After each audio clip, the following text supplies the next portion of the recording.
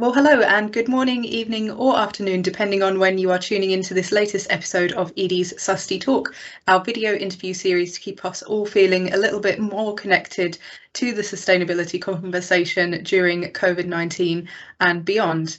Delighted to be joined by Harriet Lamb of Ashden on the call today. I don't think we've caught up in a while, so great to see you, Harriet. How have you been? Fine, surviving lockdown, but lovely to be talking to you today, Sarah. And to you too. Are you calling from your home today? I am. I'm calling from a very wet and damp Northumberland. It's wet and damp down here in Sussex too, so I think none of us have escaped it today. Let's just hope it brightens up for the weekend. Of course. And as I mentioned, I don't think we've caught up with Ashden in a while, and I know that you've been busy as well writing a new book called From Anger to Action, so I'd love to touch on that and to talk about really what your big focuses of 2021 so far, now that we're at the halfway point, have been. Yes, well, we've launched an exciting new campaign this year called Let's Go Zero 2030, which is with a coalition of some of the biggest organisations who support schools in becoming more sustainable. So whether it's WWF or the Soil Association, who help schools on food, or Sustrans, who support them on their transport. And we've all come together to say, how can we take one sector of our economy, schools, and help them reach zero carbon by 2030? And we decided to focus on schools in particular because of the key role of young people. They've been there calling for action on climate change, and because schools are such hearts of the community. They're from schools, behaviour change can start to ripple out.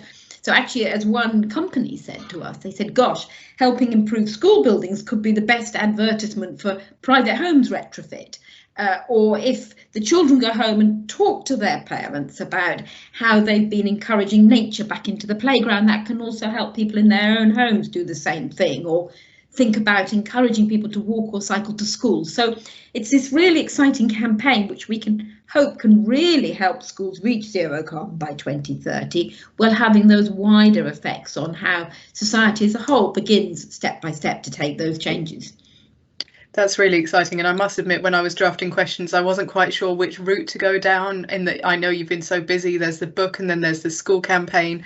But I think because Ashden is this organisation that we all know and love for helping to enable climate action both at home and overseas, I'd love to come on to the international piece. So we're just after G7 here, and we're ahead of COP26. So I wanted to get a feel for sort of your reaction to the outcomes of the G7. So in that final communique, there were several bits and bobs. 2030's net zero targets for the power sector, but probably of most relevance is a commitment to get back on track to that £100 billion a year for developing nations that the G7 have just admitted they're way off the mark for and want to get back on again. So what was your takeaway from that summit? Well, I think you're right. I think if you're working in the climate sector, you always feel sort of pulled in half. There's always good things, and we saw some strong focus on ending carbon finance for coal, and we saw a recognition that much more needs to be done on greening private finance, for example, and talking about disclosure of green risks. So there was progress, but overall, honestly, it was a damp squib on the Cornish seaside. Clearly, global leaders had left their ambition back home and they hadn't packed it in their suitcase. And I think the most disappointing was the failure to make progress against that promise of $100 billion a year in finance to help developing countries transition. And that was a promise made 10 years ago, and there's still not the cash on the table. There's still no details about how will this finance be channeled. Is it going through the multilaterals? Is it direct finance? What will it be focused on? So honestly, overall, it was deeply disappointing and worrying, because not only do developing countries need that finance, which could really help turbocharge their transition, that for which they absolutely need finance if they're going to make those big, bold steps to a clean energy future.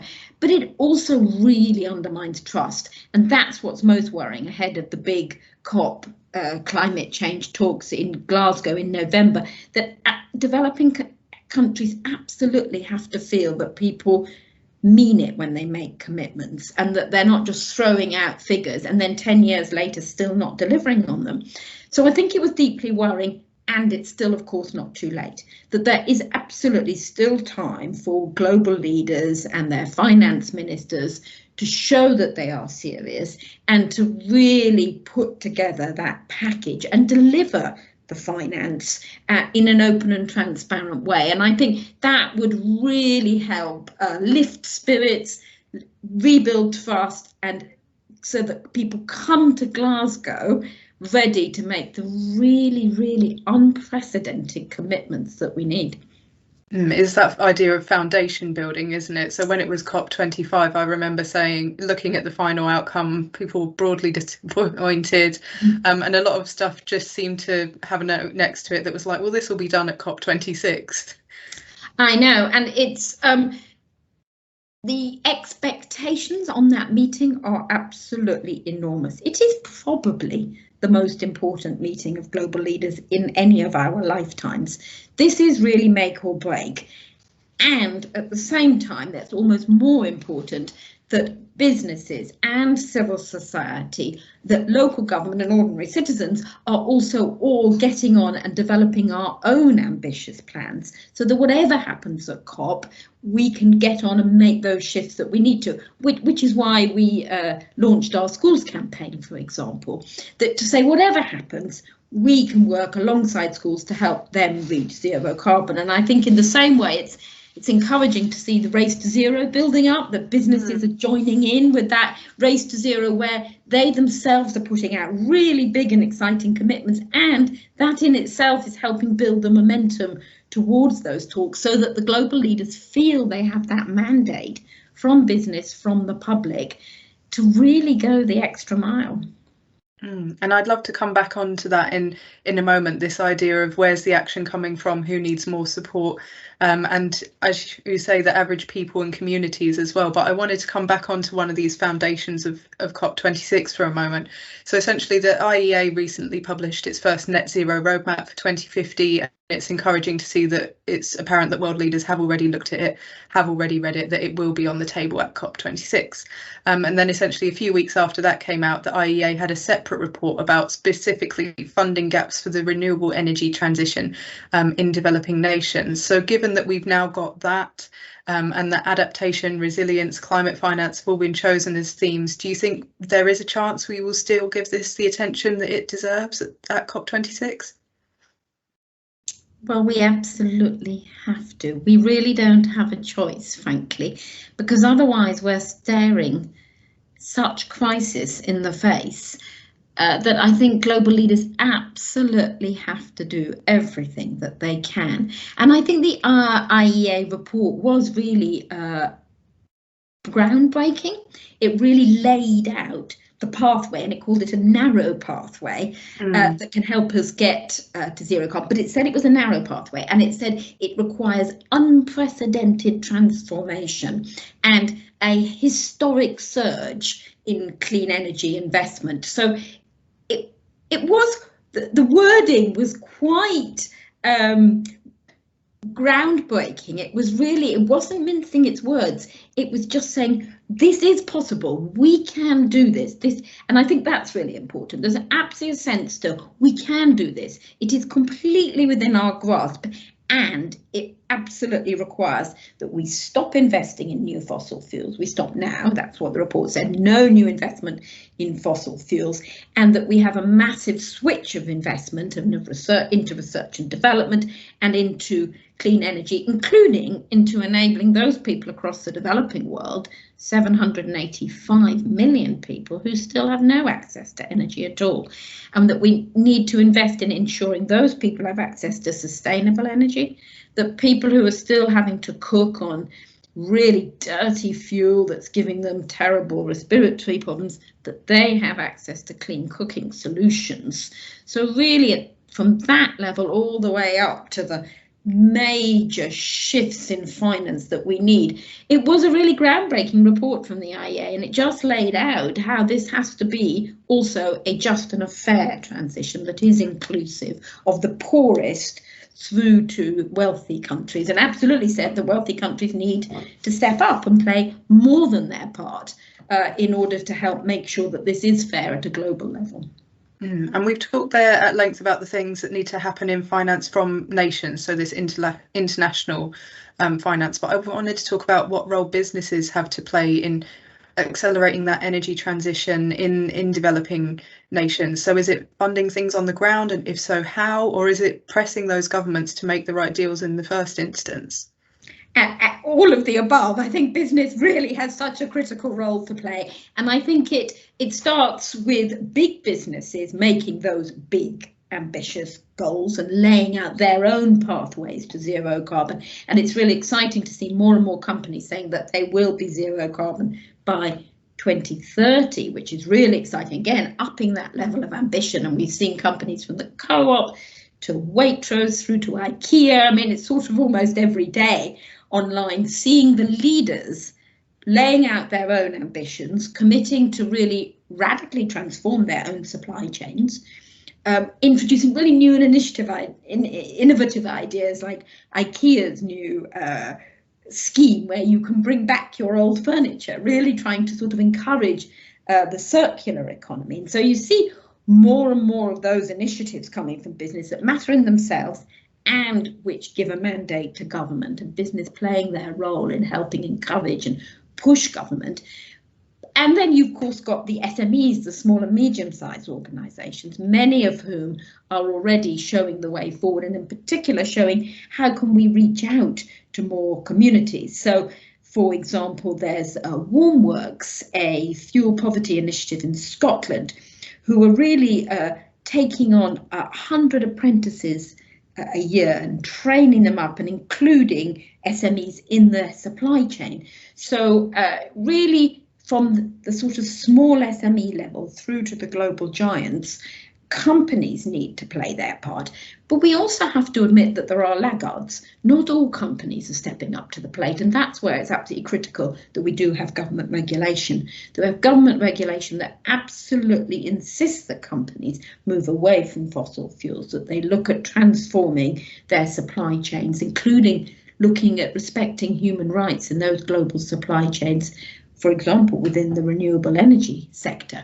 So there's no question about the role of business has to play. And I think one of the most important issues is around the future of jobs and the skills that we need in the new economy. And that, again, is something that we've been really focusing on at Ashden, because on the one hand, the shift to the new green economy can really open up exciting opportunities for people. And we know we're going to badly need all those jobs as we come out of the economic restrictions of COVID. But we simply haven't trained up people to have the skills we need for those jobs. So I know you've talked on Susty Talks before about the collapse of the Green Homes Grant Scheme. And one of the reasons it collapsed in the UK was simply because there were not enough companies accredited with enough people trained to do the retrofit of housing that we need. So, for example, across the whole of the UK, there are only 500 retrofit coordinators, which is thought to be about 2% of what we need if we're really going to meet our targets on retrofitting homes. Or if you look at heat pumps, for example, there are only 950 people accredited to install heat pumps compared to 98,000 people who can install gas boilers. And those just give a sense of some of the shifts that we need to make in generating the green jobs of the future and actually making sure that people get the apprenticeship opportunities and the skills they need, which could be a good thing because it could mean that there are both jobs and therefore opportunities for people in helping us make the shift to a low carbon economy, but only if we start training people now. I wanted to ask as well whether it's a case of sort of visibility and promotion of skills and jobs as well, because as you say, a lot of people will be motivated to move regardless of what the government does, because they're personally motivated, they're involved with businesses that are leading, or they're in communities with an initiative like one of those schools that acts as a hub and really can just change the way that people think about this. But for a lot of us, obviously not myself, but for the average person, I think it might be hard to see how green skills are going to go. And then when you go on Twitter after anything like the G7, people always ask, what do these high level things even mean to me? And why are you patting yourself on the back for going somewhere in private jets to, from what I can see, have some steak and lobster? So I wanted to ask about that visibility piece and that optics piece, whether that's getting in the way of action, and how we can promote the fact that net zero will, if managed correctly, be good for the average person, for the average SME. Oh, I think you've really put your finger on it there, Sarah. And I think that was a very powerful comment made by one of the Gilets jaunes protesters in France all those years ago. And they said, you're worrying about the end of the world. I'm worrying about the end of the week. And people do have pressures on them to have a job, to feed the kids, to pay their fuel bills. And so what's really important is that we can present the climate actions in terms of the other benefits that they will deliver to people, which are their first priorities. And so if you talk about retrofitting homes to save the world, that will appeal to some people. But if you talk to people about having a cozier, warmer home, hey, who doesn't want that, particularly on cold days like today? Or if you talk about lower fuel bills, who doesn't want that? And that then will help win over people who might otherwise be less convinced. And so in the same way, if we can help put the spotlight on the green jobs and the green skills of the future, we can help people associate climate action with actually possibly future exciting new careers for them.